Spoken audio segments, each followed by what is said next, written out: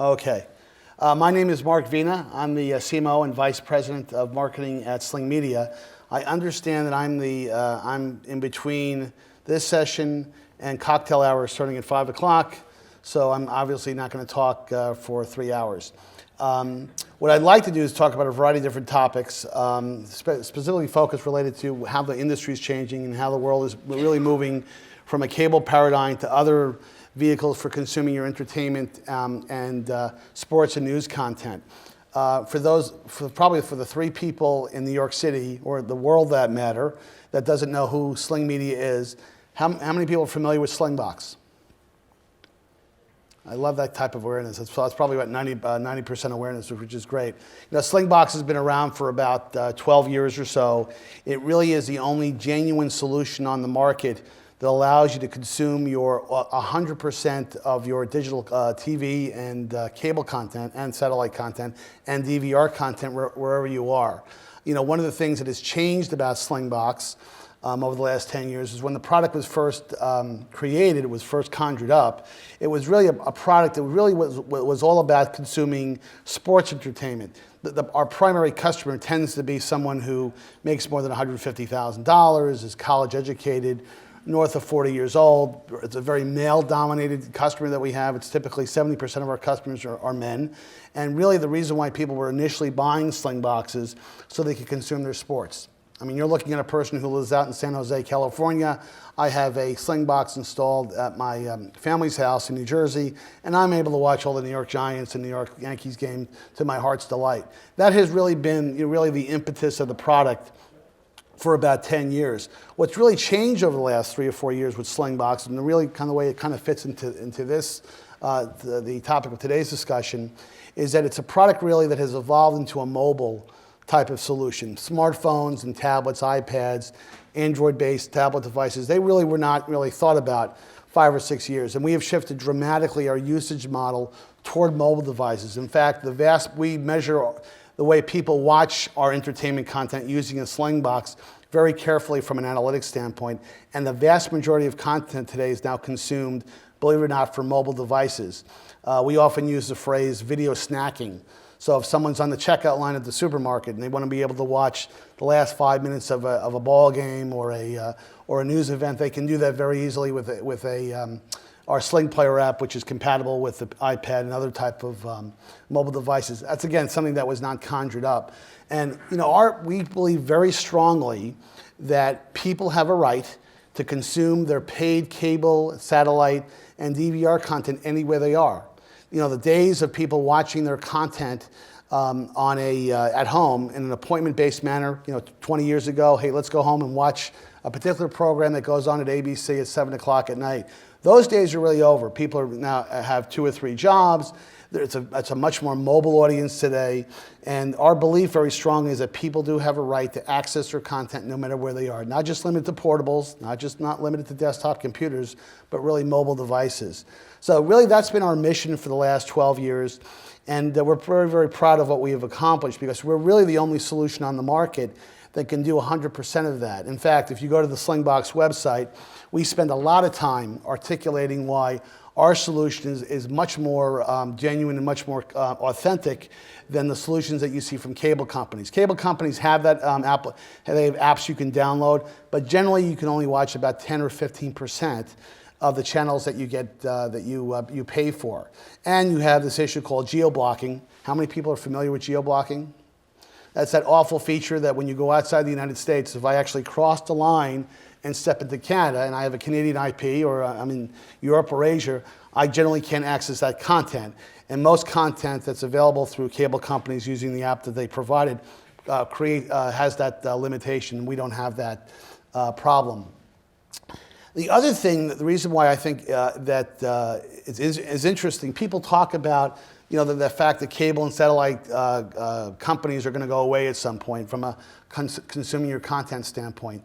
There are right now still over 105 million households that still have cable and or satellite content, which is a pretty staggering number.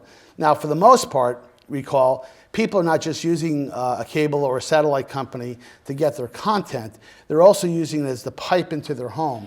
Generally, 98% of those same customers are getting a an internet subscription or internet capability through that provider. So that's really very, very important. We don't see that number really moving a whole lot over the next several years. I mean, there's been a lot of discussion about people cutting the cord, and that certainly is happening. But from a Slingbox perspective, we do believe that that type of usage model will continue over the span of time. Now, what is interesting is that, we talked about the remote content capability that Slingbox has also always been about. One of the things that we are really focusing very heavily is working on products and technologies that are capable of consuming other types of content. For example, there are solutions out there, and we think that it's interesting to see what the market will do over the next couple of years, but there's this tremendous amount of local television content that you can get with over-the-air type of digital antennas. That is, I think, a huge trend that will be happening over the next several years. Now, one of the big problems with consuming OTA content, as it's called, the local channels, is not the quality of the content. I mean, in fact, most people don't know this, but since the content that streams through the air from an OTA standpoint is uncompressed, that content actually is even at a higher quality level than the content you would get in through a cable connection or through a satellite connection. The challenge for most users is that, first of all, there is a thinking, and I think this is fairly reasonable to say, most people, especially people who are probably north of 40 years old, don't have an appreciation for the fact that digital antennas provide very, very high capable, high caliber quality type of content. I think that we've done some research, and there's still many users who, when they think antenna, they think rabbit ears from the 1950s and 1960s, and they envision a very, very poor television experience. So one of the things that we're trying to overcome in that area is to convince people that if you use an OTA solution, and if you want to consume OTA content over the air, you do get it in a very, very high quality, capable way, caliber, quality level way. The challenge is that how many people have hooked up their TV to an OTA connection? 6 or 7 people. What would you say is the number one issue that people have when they connect directly their TV, a digital tuner, to an antenna? Let me ask you. You raise your hand. Or the gentleman right here, I think. Well, go ahead, take a shot. Guide information is with the rest of your information discovery, probably the hardest part. And you nailed it. That's the biggest problem, is that there is really no standard from a user guide standpoint. And when you start seeing channels that say 102.4, 102.5, it's a very, very confusing experience. So we really believe that there's an opportunity to bring technologies and products to the table that have a much more pleasant cable-like type of user guide experience. In addition to that, there are services and capabilities, because we don't, man does not live by bread alone. Well, people don't live alone with just OTA content. You have to provide them a path to getting paid channels and paid content. Our sister company, Dish Television, offers a service called Sling TV, which has been around for about a year. I think the public number that we communicate, it's got over 700,000 subscribers. It's a terrific service for $20 a month. You get a very nice assortment of rich what we call value-added premium channels. Channels like ESPN, Disney, both, I think I mentioned ESPN before, ABC Family. It really is a nice complement to an OTA capability where you're bringing digital capabilities into place. And what would really be terrific is to combine those experiences together. If you could have a product or a solution that will allow you in a single user guide to allow you to be able to integrate that content, so you're not hopping around from tuner 1 to tuner 2 or source 1 to source 2. So we really believe that we think that to deliver a great experience, you've got to bring those capabilities together. So we do recognize that cord cutting is happening. We're not sure, and we don't believe, frankly, that cord cutting is for everyone. If you've grown up with a cable subscription most of your life, it's really hard to do without cable. And while a solution like I've described could be terrific for a millennial class type of customer, it may not be the exact type of solution that might appeal to an older user who has who has been using cable for most of their life. But we do believe cord cutting is happening in a pretty dramatic way.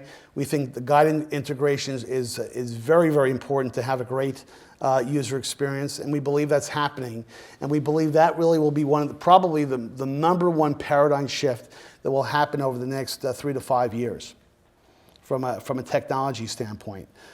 So what Slingbox is really doing is we're focusing on that part of the market. We do believe that we have a product line right now which is terrific for offering a very wide span of capabilities. One of the things I think is really interesting that we accomplish with our product that we'd like to see in other types of solutions out there is that we have the capability of doing contextual search on our Slingbox 500. What that means is that if I'm watching a program, let's say I'm watching The Godfather as a movie on the AMC channel, using the YouTube app that we've integrated into the Slingbox 500, during a commercial break, I can actually go into YouTube and it will bring up automatically without you doing a thing, it will bring up every YouTube clip on The Godfather or whatever type of program that you're watching in real time. So it gives you an idea to get other types of content experience in a very simplistic, very easy way. So that's one of the key features that we've implemented in that product. So from a technology standpoint, we feel very, very strongly that the world is changing. From a cord cutting standpoint, that paradigm shift is happening, and I think that from a future standpoint, Slingbox will still be relevant because there is well over 100 million customers who are using cable and satellite television. But we do think that there will be a shift in terms of different classes of users accessing OTA content and premium content vis-a-vis a service like Sling TV over the next several years. So with that, what I'd like to do is I'd like to answer whatever questions you might have.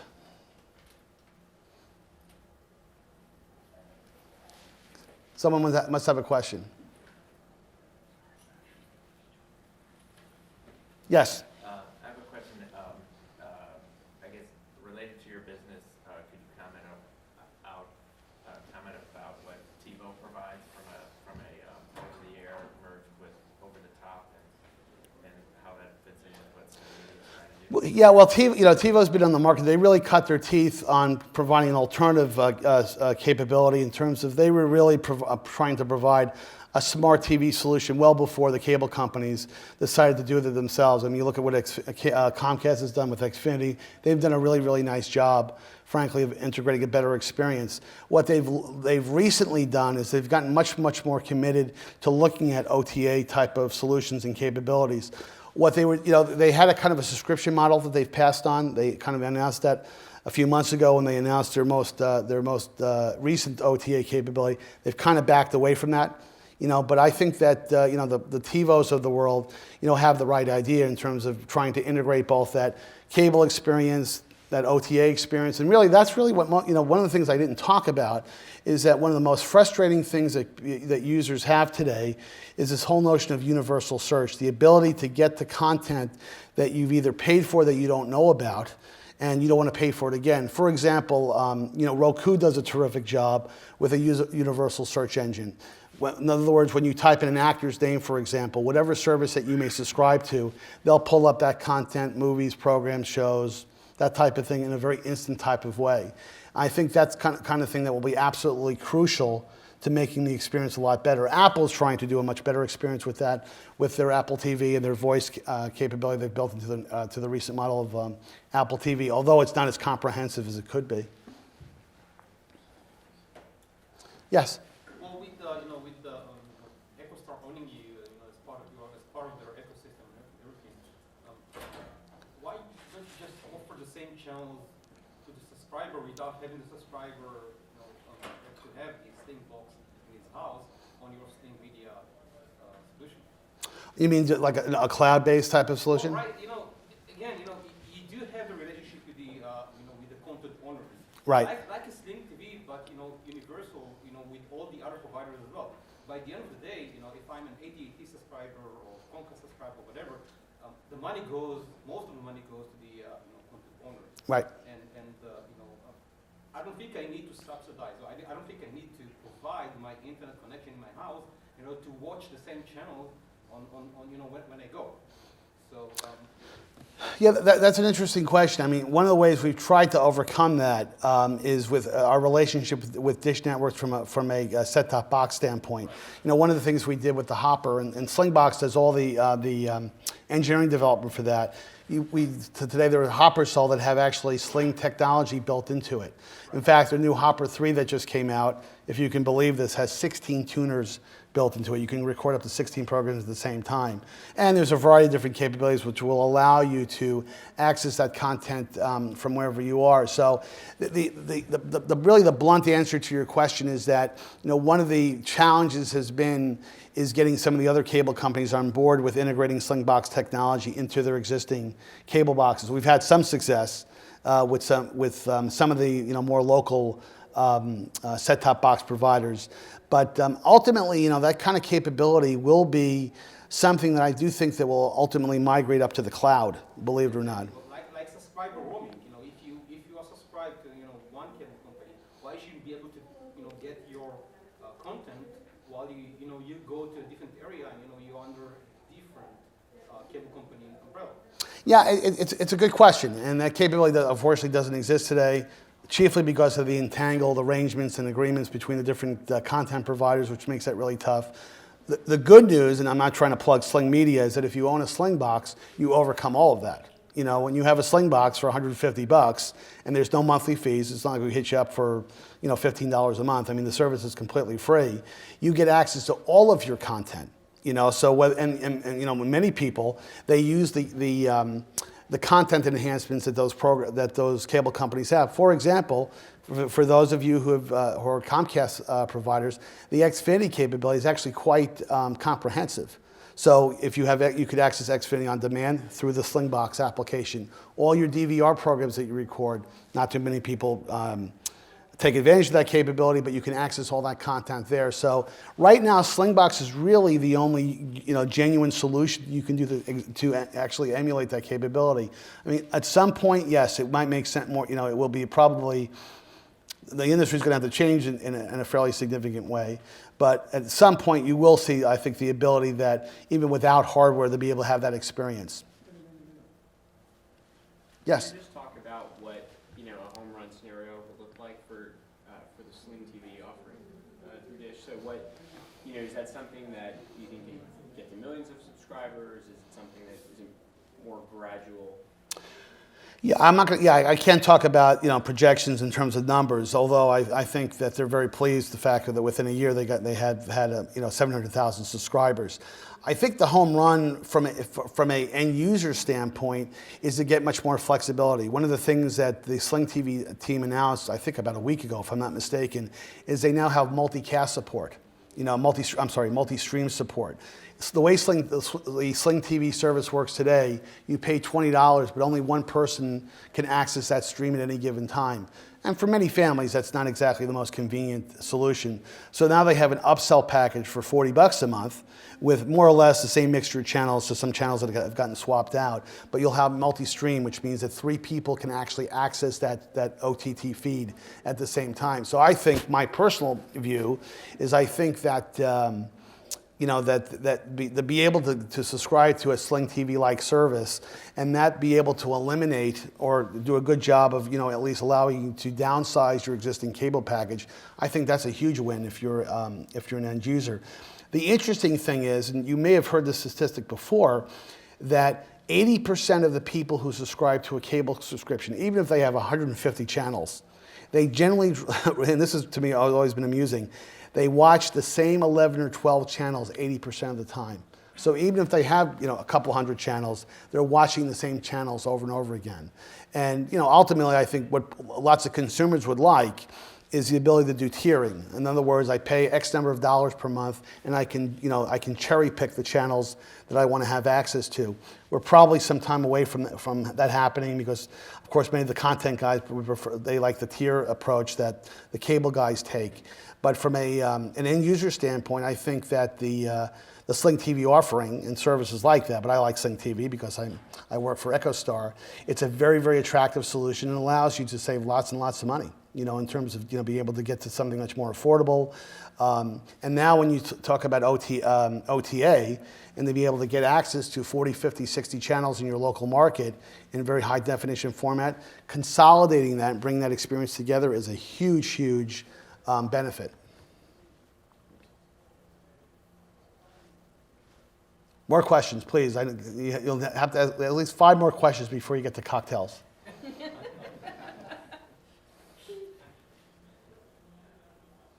I mean, one of the I think things that are very, very interesting today, what's happening in the market is really what Apple is doing with Apple TV. And I, again, this is my own personal view because I know I'm being taped right now.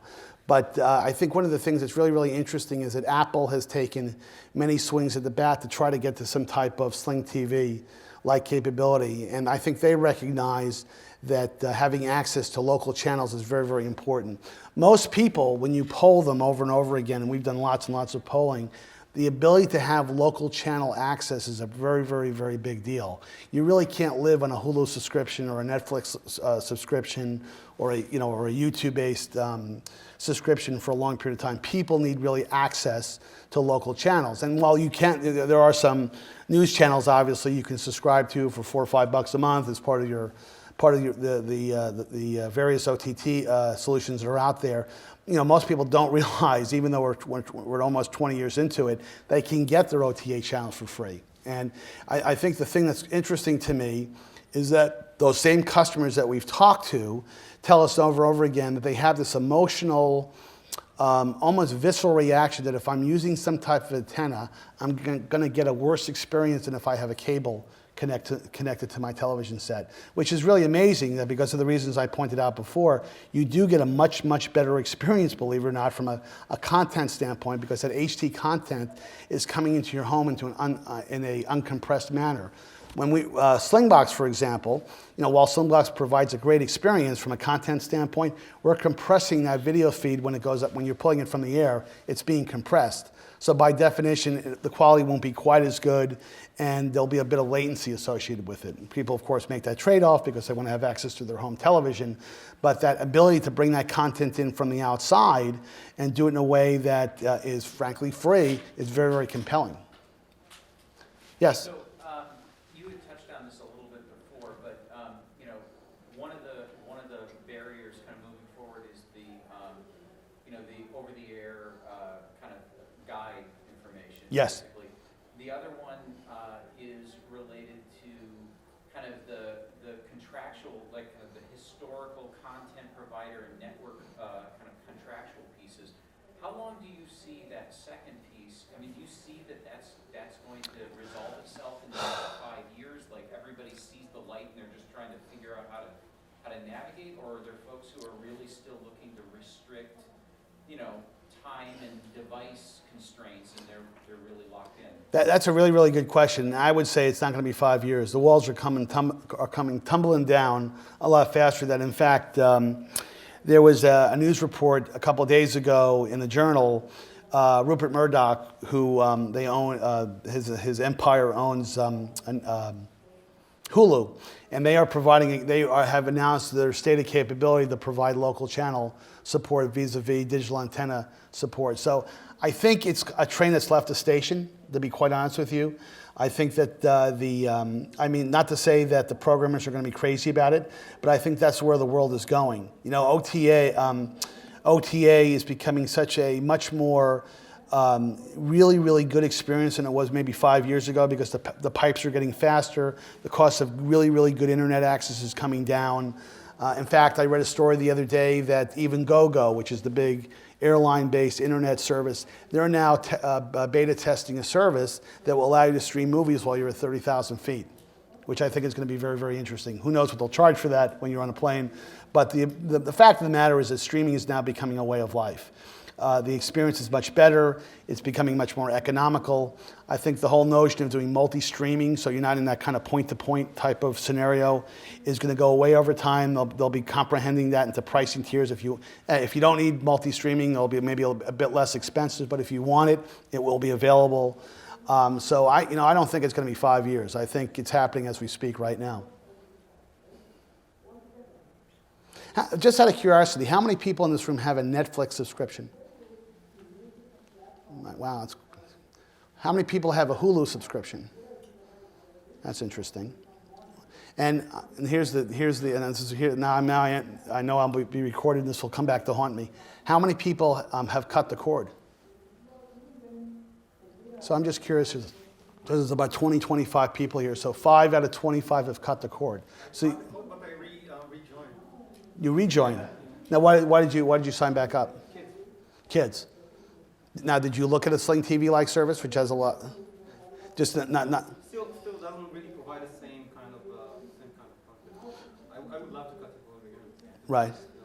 I'm watching by myself. I probably watch 2 hours of TV a week. Now, I'm just curious, what channels were missing? What were there may be a long list of channels, but what are the 2 or 3 channels that? Some of the major networks, although they do provide some of their content on demand over the internet, but if you have young kids, sitting in front of the computer or sitting in front of the TV, it makes a huge difference. Again, that's because I'm a father and have kids, and I'm not really a sport guy. But if I was a sport guy, I would say probably sports is the major drive to join the network. Though I do that for my living, so and on the other hand, I do need the cable experience, to check out the market and see what's available Right. in the market. Well, as I mentioned before, I mean, Slingbox, when the company was formed by the Krikorian brothers back in 2004, the thing that was fascinating to me is that their really impetus was that they were big Golden State Warrior fans. I mean, they were huge, obsessed with those, and they were doing constant traveling. They were, I can't recall who they were working for. They had not founded Slingbox yet. But they I think, immediately recognized that there's a huge market for people who want to be able to get access to their local sports teams. And that's really interesting. I mean, we have analytics built into our applications that allow people we know what exactly platform they're watching on, and we know what time they're watching the program on. We know what operating system you're using. In fact, if you're really interested, go into the slingbox.com website and just enter your email address in for our newsletter. Twice a week, we publish a blog that gives you the top 10 programs in both sports and entertainment. And it's fascinating to see what people watch. And many, many times it differs, frankly, from what gets reported with Nielsen and some of the other cable companies that are out there. But sports has always been the primary driver, frankly, of the Slingbox experience. I think the thing that's really interesting, though, that and this is going to make it a bit more difficult to move into this type of world, into this whole unbundling type of scenario, is that the cable companies don't make it really easy. If you go home tonight and you go into Comcast or whatever, Time Warner, whatever provider that you work with, if you try to get a cable-only subscription and you don't want cable, you want to cut the cord completely, it's a very, very expensive proposition. They make it actually, and they do that by design, of course. That's not done by accident. They want you to subscribe to channels, but very, very often, if you try to, and I tried to do this for a family member about 6 months ago, it was actually cost prohibitive to get a internet-only type of subscription. Now, that will change over time as we move in more to a wireless world. I mean, one of the things that Dish has been doing in a big way is that they've been buying tons and tons of spectrum, wireless spectrum, over the last 3 or 4 years. And if I had to make a prediction, 5 years from now, it will be quaint that people were using actual cables to get internet access into their home.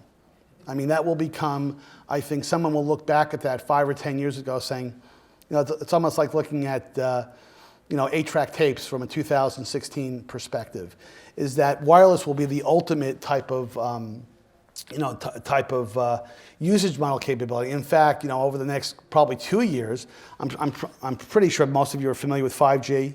As the U.S. network upgrades itself to 5G, where you're getting connectivity speeds that rival a wired speed in a very highly reliable way. It doesn't go down. It stays up most of the time. It transfers very nicely when you go from wireless back to a cellular network. Once that happens, watch what happens from a competition standpoint. You will see the cable companies get a lot more aggressive from internet-only type of subscriptions. But right now, that's one of the big hurdles that's really is inhibiting this experience, is that it's just very, very difficult to cut the cord. Because people talk about cutting the cord, but you need a cable subscription you need an internet subscription to do that. And unless you're willing to steal your neighbor's Wi-Fi because they haven't put a password on their account, it's not a very easy thing to do from a cost standpoint. Well, there's one other issue, and it is, right now at least, depending on exactly what kind of content you're interested in, cord cutting requires potentially, multiple providers, Sling TV, Hulu, Netflix, whoever. Right. To get the set of things that you need, even though you only might want one channel from each of them. Correct. You have to go through that process, and then there are others, and FX comes to mind, that they are locked into cable only. So Yes. they're in that sort of mode. So, it economically, I think, is very challenging unless you have very specific interests. Because of the example you mentioned where, just doing data only is expensive because they want to make that a disincentive, and you have to go and buy multiple products to cover the set that you're interested in. Correct. Well, in fact, that's an excellent point. If you go on, I'm sure you're familiar with The Verge, the website The Verge. They have a terrific configurator that you can go on, and you essentially can. They have every OTT service known to man on it, and you can select all the different services you want, and it gives you a comprehensive list of all the channels. And last time I used it was a couple of months ago, and I went crazy. I selected just about maybe 80% of the OTT service was there, and added up to about $160. I mean, you can certainly get a pretty comprehensive cable subscription with high-speed internet for that kind of dollars or less. And it's very difficult to replicate an exact cable subscription. And you're right, there is that oddball channel that you might want to watch. When I said that 80% of users watch 11 channels most of the time, I didn't say what channels. So if there is a person who likes the home gardening channel, which is a channel that I probably wouldn't watch, you're going to have a tough time trying to replicate that. But the things that are insurmountable is the fact that there's tremendous momentum right now. You've got, the one thing I would probably comment a bit on, which I am fascinated with, is that now with the rise of OTT and with certain, non-traditional players getting into the custom content area, it almost becomes an interesting scenario where people's usage behavior in terms of the way they consume content is different. For example, one of my favorite shows, and I'm sure I'm not the only one in the room that will say this, is House of Cards. House of Cards created this notion about when they come out with a season, they come out with the entire season. And think about this from a creativity standpoint, is that if I'm a writer for a television show, and I'm writing, if I know that person who's viewing that program is going to consume, they're going to do a binge watching weekend, and they're going to watch 13 episodes in a row, that opens up incredible creativity aspects, and that you can introduce a character at the beginning of that program that someone hasn't forgotten about, because when you're watching a regular television show, over the course of 3 months, you may have missed a show and you may miss a character completely. So there's tremendous opportunity that opens up from a creativity standpoint, but what that has changed dramatically is the way people consume content. This whole notion of binge watching. I don't have to wait until the end of a television season to buy the DVD to watch all the episodes of a particular season. I can watch them in a contiguous type of manner. So I think that's an enormously interesting type of model, and I think that that's probably going to accelerate this whole notion of, years ago of appointment television. I have to be home at 8 o'clock tonight to watch the latest episode of this program. I mean, that really is changing in a pretty fundamental way. Yes? So you mentioned a few times local television stations. What sort of solutions have you seen for solving the local TV? So there's a real good, nice channel. They've been on the market for quite some time. We do a lot of work. Our EchoStar family company does a lot of work with them. Channel Master makes it interesting. Set-top box, that is a OTA type of solution. You just plug it into a digital antenna. They do a nice job. I haven't played with the Rovi system, but not the Rovi system. Rovi's the company that just acquired TiVo. The TiVo system. I understand it's pretty decent. I think they probably have a pretty good capability. Not sure if the integration is there, what I was talking about. You know, I'm not going to pre-announce anything, but there are certainly solutions that I think that could do a much better job from an integration standpoint. There's another product on the market called Tableau that actually is pretty interesting, that has a, you know, again, it captures the content and allows you to watch it. You know, I think, you know, one of the things about the whole OTA category is that you want to have the capability of when that antenna comes into the home, and I got to be careful here so I don't go any further in terms of disclosing things, but you want to have the ability to distribute that OTA content throughout the home. You don't want to have run wires from a multiplexer box from an antenna coming in, let's say through the garage, and then it has to go through 5 or 6 different, you know, devices in your home. You want to have a way to distribute that content in a very easy, intuitive, and, you know, frankly, wireless type of manner. And I think you'll see solutions in the market in the not too distant future that will address that dynamic.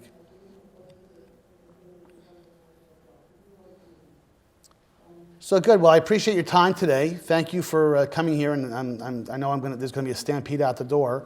But if you have any questions, my email address, by the way, you may want to jot this down, is mark.vina@slingmedia.com. If you have any questions, please certainly email and let me know. You know, this is I think what's really interesting about this is that the market is going to be dramatically different a couple of years from now. It's not really going to be 5, 7, 8 years from now. I think the world is going to change in a pretty dramatic way because their usage viewing behavior is changing. And in addition to that, I do think, as I was answering the gentleman in the back's room question, is that I do think the programmers are getting on board. So at the end of the day, you know, the motto is the train has left the station, and I think it's going to be. I think the good news, it's going to be good for consumers. I think consumers will have a much more robust experience. It will get to a point where you never have an excuse that you missed something because you can always catch up very, very quickly. And more importantly than that, with the advent of smartphones and tablets, you'll be able to consume and comprehend that content wherever you are, anywhere in the world. But again, thank you for your time. Appreciate it. Thank you.